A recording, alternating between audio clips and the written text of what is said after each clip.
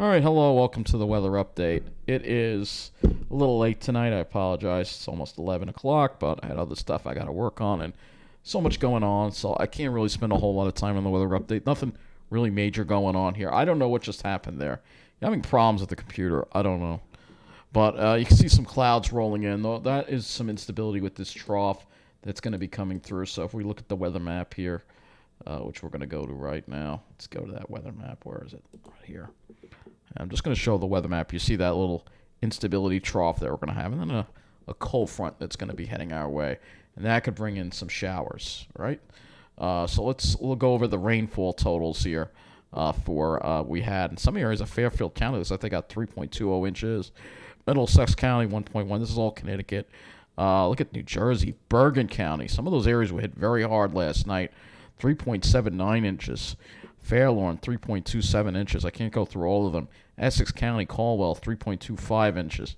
3.24 inches. 3.42. So these are the areas that had flash flooding and high rivers. We're going to have to look at those rivers in like Long Island. Not that much. 0.74 in Nassau.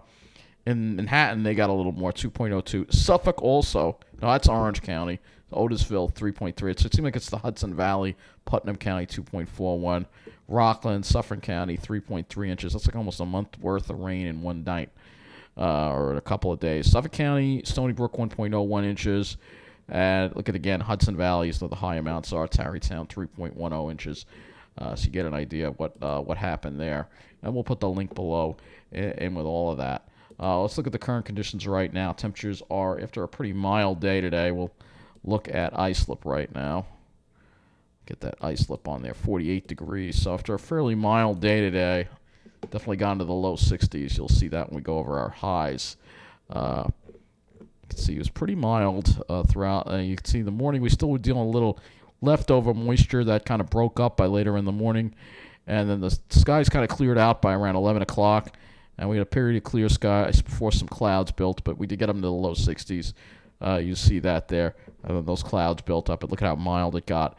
And the winds then became more southerly, and that helped bring in a sea breeze, which lowered the temperatures down quite a bit. So let's go and look at our highs for the day. It was a pretty mild day today. So you can see 63 at Islip, 63 at West Hampton. Of course, still warmer in Jersey, 65 in Toms River, even at 68 there, so much warmer there, not surprisingly. And I guess nothing about the wind gusts. No wind gust reports, and honestly, I can't fish for them. Let's go ahead and look at the rainfall totals since midnight, though. We're going to look at the rainfall totals since midnight. So we'll go to precipitation, and we will change this to since midnight tonight. All right. So just so the overnight batch, and you can see where the overnight batch hit. You can see. Well, let me make this. Let me move this to the previous day. No, not March. Previous day, 7. All right, so let me show this so you get an idea of where those higher rainfall amounts are. All right, see, Long Island, New Jersey didn't really get that much, but look at the Hudson Valley. This area really got pounded, and that's why we have some of these flood advisors. We're going to actually look at some of these rivers and lakes, which I don't normally look at, but let's go to the rivers and lakes map here, and we'll take a look and we'll see what's going on there. If it'll load. If it doesn't load, then I can't show you, obviously. Oh, yeah. See, some of these are at flood stage. This one here, Millstone at flood stage. I'm going to have to minimize this. Hold on. That's not... I'm having an issue with my computer. I might have to do a system restore. I don't know. Something got screwed up with the window displays. But anyway, you can see, look at that. Flood stage on the Millstone there. Hackensack River also reached moderate flood stage. So some of these rivers in New Jersey reached some flood stage. You can see that there. So, yeah, there are some flood stages. This whole area, northern Jersey, even the Hudson Valley, Wappingers Creek also reached a minor flood stage. And even in Connecticut, too, Housatonic also reached a minor flood stage as well. And also the Delaware River also at a flood stage. Hopefully you can see all that. If you can't, I'm sorry. So let's go look at the models now. And we're going to have this low pressure, this like big trough here that's going to be coming through, bringing us a slight chance of showers tomorrow. I know the GFS makes it look way overdone. Sunday will be colder, the northwest flow, and then Monday, we'll start seeing that high slide off. And that's as far as I'm going to go in this weather update because everything going on. Hopefully, I'll be able to cover more tomorrow night. Hopefully. Probably not. Probably not, but, anyway. You can see, and as far as today goes, we had a decent, let me show you the MODIS satellite to show you what happened. Because we did have a decent amount of sun. There was a little bit, so this is what it was like around midday. But you can see what happened as we got later into the day. No, that one's missing. You could see these clouds kind of formed over Long Island. However, it seemed you could see there was some over New Jersey, and then but there was a good couple hours of clear skies, and then on the South Shore later there was some clear skies. So I got out there and I did enjoy today's weather. But anyway, we're gonna have some showers overnight with this disturbance area with that cold pool off that I've gone over. I'm not gonna go over again.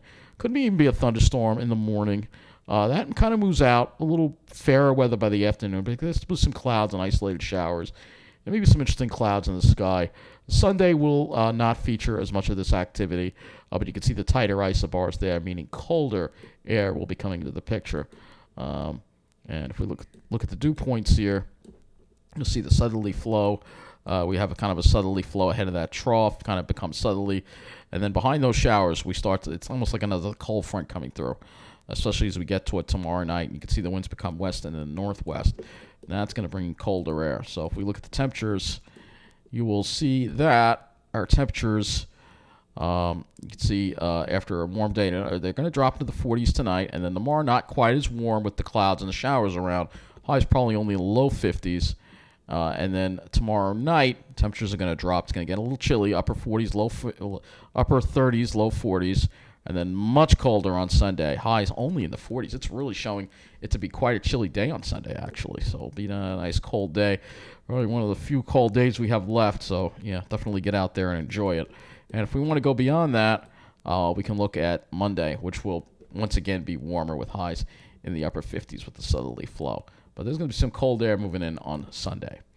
So let's see if we're going to get any clear skies with that air. So I'm just going to go over one sky model tonight, and that is the RGM.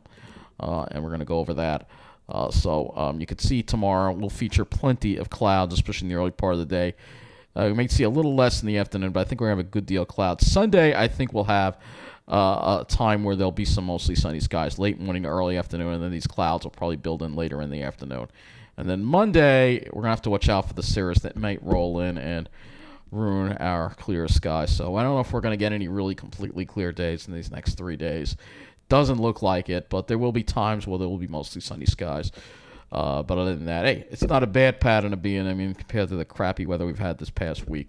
So at least it won't, be raining all the time. But again, we have to watch for those showers and even possible thunderstorms tomorrow. Probably not likely you're going to see any severe weather, but with a cold pool loft, there can always be surprises. But anyway, that's going to bring this weather update to an end. I'm sorry it couldn't be longer, but I've got a lot going on. Have a good night.